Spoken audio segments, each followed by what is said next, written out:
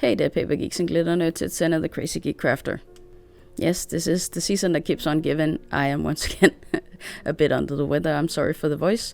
But I need to press on with my haunted house if I want to finish it before Halloween. So I'm going to do some decorations. I did say last month that I was thinking that it was time to paint, but it's not yet time. I need a few details finished first. First of all, I got to finish the house in the entrance here. Has to put the roof cap on, and then some decorations. When I made the house, I made sure to also make a lot of fences because I knew they were going to be useful for rooftop decorations, and I didn't know if I wanted some fence on the yard.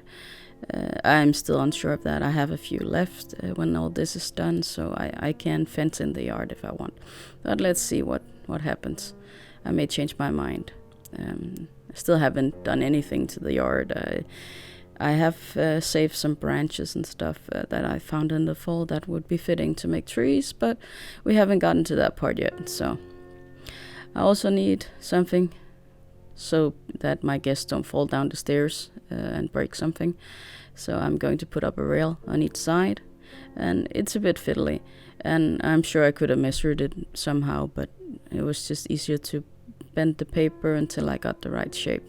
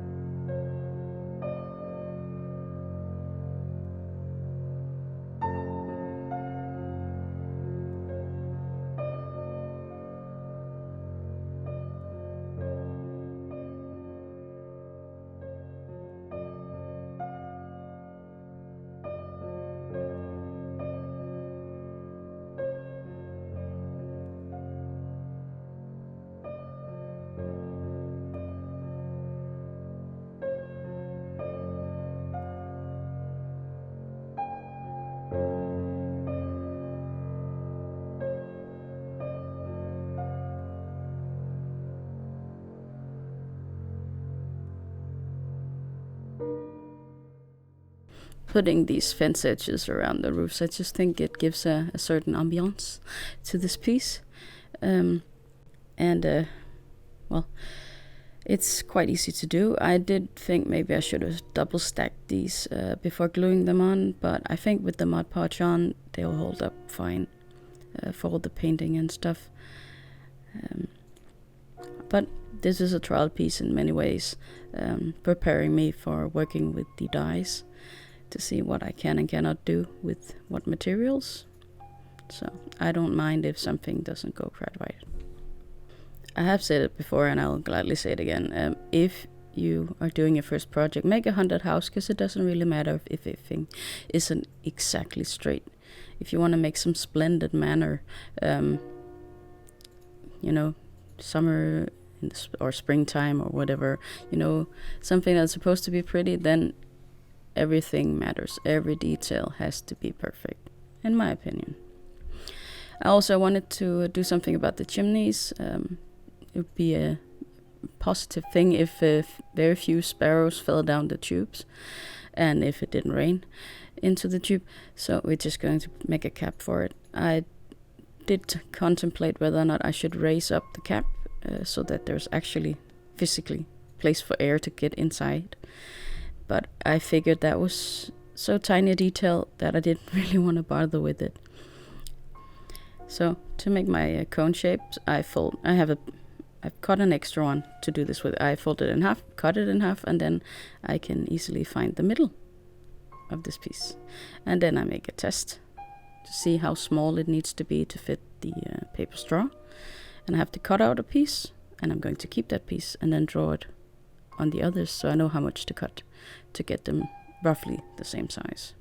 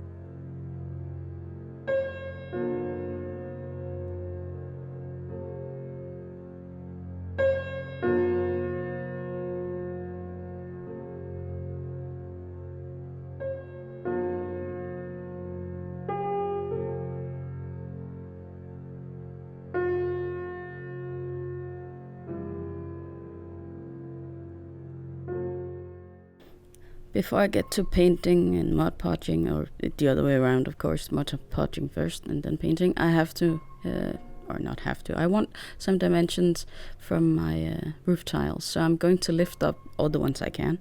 A few of them are glued completely down, so they are not cooperating. But this tiny bit of lift will give it more shadow, and it will enable me to get more shadows and details when I go to do shading on this piece. So, but it has to be done before I put the Mod Podge on, because that would just seal the tiles completely flat. So I just have to get that done.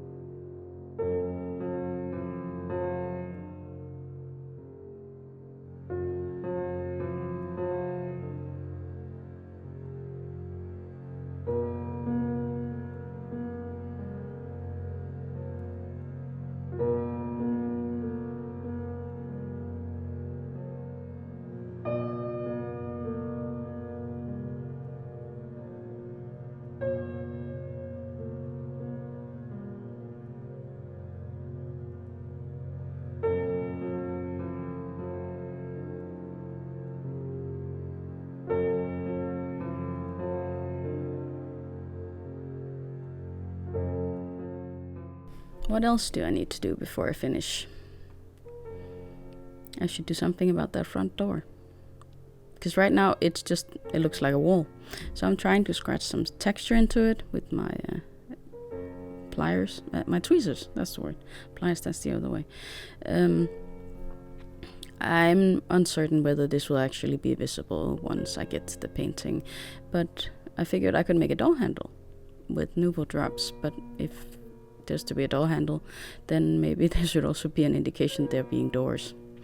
And since this is a grand entrance, I need double doors, of course. So I'm just going to put in the trim that would seal the 2 doors when they're closed. That piece of wood that would just overlap one door to the other, to get a better seal, keep the cold out. And the Nuvo drops were not as easy to work with as I had hoped, but I do get there in the end. I also make a doorknob on the servant's door on the side. But unfortunately that'll be out of frame. But it is there. And hopefully when I paint everything it will show up. Since I'm uncertain I have any pearls small enough to be door handles, believable door handles at this scale. I did let this sit overnight while I contemplated if there was anything I had forgotten.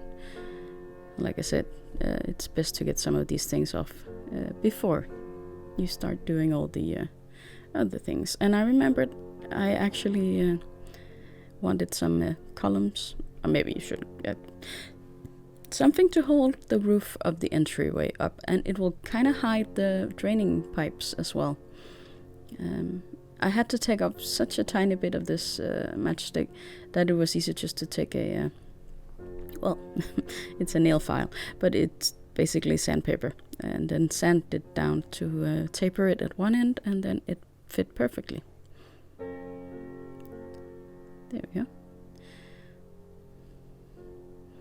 So, but yeah, I can't wait to see it painted. That will make quite a lot of difference, I think, once I get some paint on there. And that will happen in March, I promise. Next week will be a card, and I hope you'll be back for that. Until then, I hope you'll be having a good day, evening, or night.